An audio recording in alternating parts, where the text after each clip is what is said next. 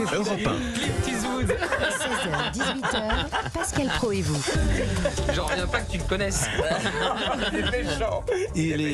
Nous sommes avec Sabrina Medjeber, avec Gérard Carrérou, avec Elliot Deval, l'insupportable Gauthier Lebret et Il y a quelqu'un à votre droite. Olivier Guénec. Ah, Il est souvent à sa droite.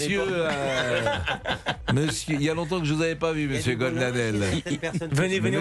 Monsieur Goldnadel, asseyez-vous. Il y a longtemps que je vous avais pas vu. Vous m'avez manqué cruellement. Oui, bah Dites-lui franchement. de remonter son là micro, là. s'il vous plaît. Bon, faites attention à vous. Oh là là, il a mis un quart d'heure pour s'asseoir. C'est bien difficile. La place, c'est là-bas. Oui, mais d'accord, mais Voilà. y a pas, vous n'avez pas votre Ma place. place, c'est là-bas, Arrêtez. Ah, il faut Il gérer y a un le mauvais climat, bret. déjà. Il faut gérer le mauvais bret. climat. Il faut gérer. Vous avez tous des égos, mais. Oh, pas moi. Non, pas Ah, Mais Pierre heureusement, Dac- tiens, Sabrina est formidable. Mais pire d'être acteur, Sabrina, reconnaissent que je n'ai aucun ego. Et Gérard Carrérou, il est magnifique. Il est très bien. Gérard Carrérou. Sabrina, il y aurait beaucoup à dire. Vous venez d'arriver, votre ego est là depuis 1 heure déjà. Bon, vous avez précédé.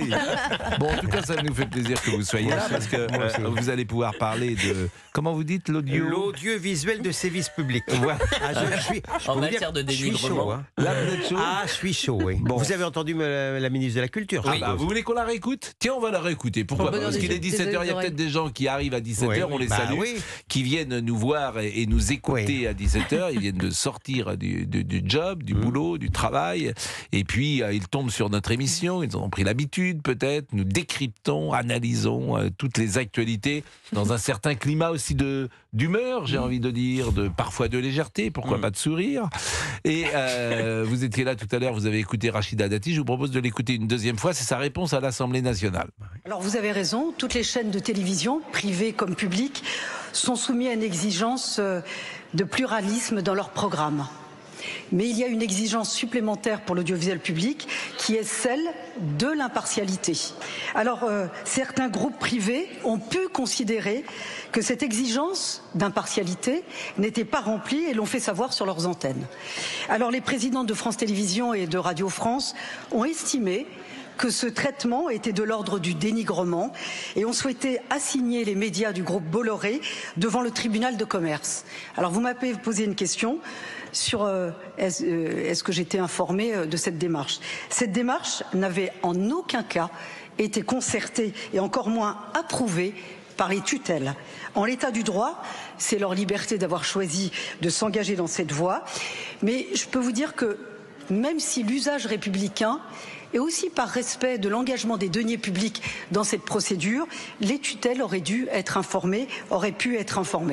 Plus largement, la réflexion sur ce que signifie l'impartialité, cette exigence d'impartialité du service public et la façon dont elle est mise en œuvre est évidemment pleinement légitime et c'est un débat que nous devons avoir. Mais ce sujet mérite largement mieux que la voie détournée de la judiciarisation. Voie détournée Ça, de la excellent. judiciarisation, C'est c'est excellent. Rachida Dati. Et puis elle insiste sur quelque chose, l'argent public engagé, notamment dans des frais d'avocat. Et on sait ce que ça coûte, Maître Goldadel. Oh là. Avant de vous donner la parole. Pensez pour les clients de Goldadel. Avant de vous donner, bah oui, parce qu'avant de vous donner la parole. Dans le cadre d'une consultation payante. Françoise Laborde est là. Françoise Laborde est là, ancien membre du CSA. Oui, Françoise Laborde, absolument. bonjour. Bonjour à tous. Bon, quel est votre Bonjour, sentiment Françoise. d'abord sur cette plainte déposée par Delphine Ernotte et la réponse de Madame Dati? Moi, je trouve la réponse de Madame Dati, quelle gifle.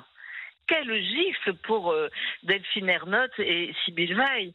Et comme elle a raison de dire qu'il y a une exigence supplémentaire d'impartialité concernant le service public. C'est-à-dire que non seulement elle dénonce cette procédure comme étant une procédure qui a été faite sans l'approbation de personne, en catimini presque, et puis en plus elle dit l'impartialité du service public, il faudra peut-être y revenir dessus et en parler tranquillement. Donc je trouve que c'est pour les deux dirigeantes de France Télévisions et de Radio France, une gifle absolument terrible. Mais j'allais dire, d'une certaine façon, c'est justifié, parce que pardon de dire ça, alors moi qui suis à la fois une vieille journaliste dans tous les sens du terme, on n'a jamais vu ça. Je veux dire, c'est même quand il y a eu des tensions entre certains médias privés ou publics, on n'a jamais vu une affaire pareille. Je veux dire, c'est impensable, en effet, que le service public de l'audiovisuel, à travers ses deux présidences, se mette à attaquer la chaîne, la radio et la presse du groupe Bolloré. Je veux dire, c'est impensable. Je suis, mais non, mais ce qui se passe, c'est partant de bêtises et d'incongruités. Mais Françoise Laborde, ce qui se passe, c'est assez simple finalement. C'est que effectivement, sur Europe 1, sur CNews, sur le JDD, on entend ou on lit des voix, des paroles qu'on n'entendait nulle part ailleurs avant. Et que ce monopole du récit a été cassé. Et moi, je le répète en permanence, les coups que nous recevons, ce sont les plus durs. Ils sont donnés par les journalistes, par nos confrères. C'est ça qui me frappe, Françoise Laborde. Oui, c'est mais ça cher Pascal, j'ajoute quelque chose. C'est que si CNews, si Europe 1 et si le JD News n'avaient aucune audience, aucun succès auprès du public, il était très évident qu'il n'y aurait jamais eu le début d'une conversation mais ça les rend fous. Concernant ça. Ce qui les rend fous, c'est en effet le succès. Et comme ce succès, ils n'arrivent pas ni à l'expliquer ni à le combattre, la seule façon qu'ils trouvent, c'est en effet de dire, et vous aviez raison de le dire tout à l'heure, ils vont essayer de faire fermer la chaîne, ils vont essayer de dire que c'est contraire, et demain, ils diront que c'est contraire à la démocratie, et demain, d'avoir une opinion, le pluralisme des opinions, c'est contraire à la démocratie. Mais ce qui les rend fous, c'est le succès. C'est en effet que, d'une certaine façon, le succès donne raison, pas d'une certaine façon, le succès donne raison en effet à ce que vous faites sur Europe, sur CNews. Mais vous savez ce qu'on fait, on témoigne simplement de la réalité. On témoigne de la réalité. Moi, je le dis sans arrêt, je suis pas un militant. Je veux bien être un spectateur engagé, comme dit l'autre. Je veux bien incarner lorsque nous avons un sujet et prendre parti. Mais je ne suis pas un militant politique. Sur certains sujets, je me retrouve avec des progressistes, sur d'autres avec les libéraux, et puis sur un troisième, pourquoi pas, avec les conservateurs. Merci en tout cas. Vous êtes où là, chère Françoise? Vous êtes en dehors de France? Vous êtes au soleil quelque part? Parce que vous avez la belle vie, j'ai l'impression. Vous êtes à Malte? Non? Oui, je suis à Malte, absolument. Je suis à La Valette.